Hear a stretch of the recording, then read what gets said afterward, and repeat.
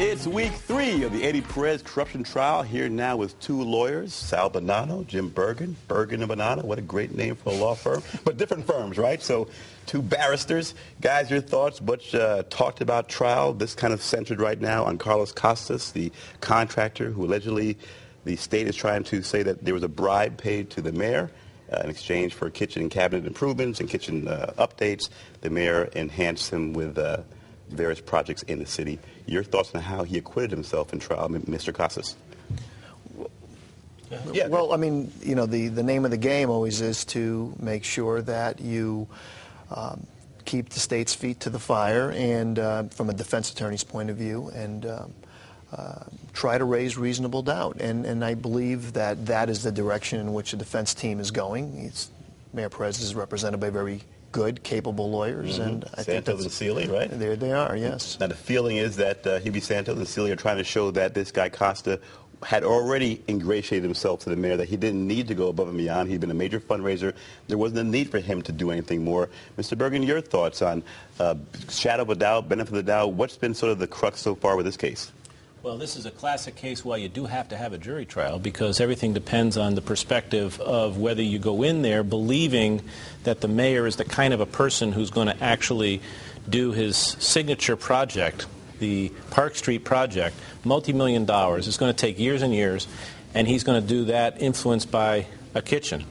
Or if you go in it thinking this is somebody who's trying to do a big deal, and he's trying to save money, he's trying to get it done, and if you go in there thinking that's what he's doing, it's very hard to believe beyond a reasonable doubt that this was a quid pro quo. I thought the most effective moment in the trial so far is when the Patel, who's in charge of the public works, admits on cross-examination that the thing that was getting Perez so angry was something that if they didn't act that way, it would save more money. When they were going after Costa, and he says, whoa, what are you doing here?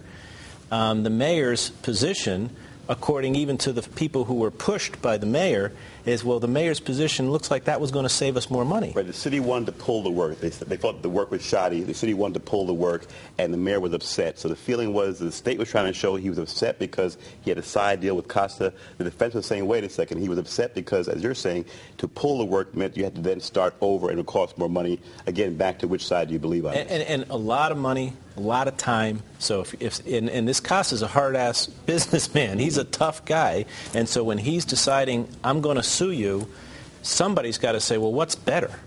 And so when the mayor's angry about them putting this project off, it doesn't come across, at least the cross-examination, doesn't make it seem like he's mad because he's trying to get his kitchen done. Mm-hmm. 2 things at play here. One, you had the backdrop of Connecticut being corrupted, all the corruption, the governor and the senators and the mayors who've gone to jail, and then the issue of how many other people you have, Costas, some other players. Normally with a trial like this, you have a line of players. If you're going to try and prove pay for play, there's a whole bunch of people to go after. There's not a whole bunch here. There's basically Costas and then Abe Giles and Joe Citino coming in, but I mean, there's not sort of that long list that really shows a jury, hey, this is how business was done in the city. Your thoughts? Go ahead. Well, I mean, you still have to try to raise reasonable doubt. You know, it's a government, it's a city project, it's a government project. When have we seen a government project go quickly? I mean, you know, I can't think of one. Right. You know, they're constantly working on highways, and so this, to me, I think a juror can understand that. You know, so it took a little longer. Well, it would have taken longer had, you know, they replaced Mr. Costa, for example. I mean, so the mayor's concern there is how is this going to play, you know, with my constituents if where everything is going to be slowed down by virtue of any kind of switches and so forth. See, the problem with the politicians is anything that they do can be misinterpreted, and it depends on what your attitude is towards them.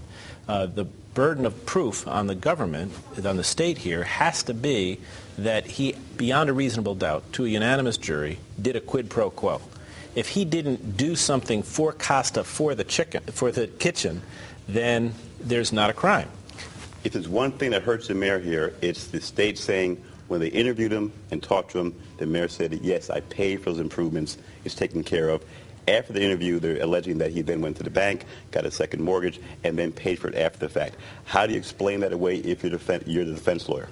Well, you try to stay away from it, but you may have to deal with it, and that may be. I understand that the defense team has asked the judge, and now a second time, to separate the charges that relate to the Costa issue and that which relates to Mr. Giles, because my understanding is Mayor Perez, according to the defense team, has an interest in potentially testifying in the Costa issue, and not the other. Mm-hmm. So consequently, what I take from that is that perhaps Mayor Costa has an explanation for it, and that explanation. Mayor Perez. Excuse me, Mayor Perez. Yeah, well, maybe perhaps, but perhaps Mayor Perez. But I don't want to put him in the city hall just yet necessarily. But perhaps there is an explanation there, and that may be the way that they treat it. If there is no explanation, then that may be a problem for the mayor. In about 40 seconds, do you want to put the mayor on the stand? If you're Hubie Santo, Hope Seeley, do you want to put the mayor on the stand and open that door?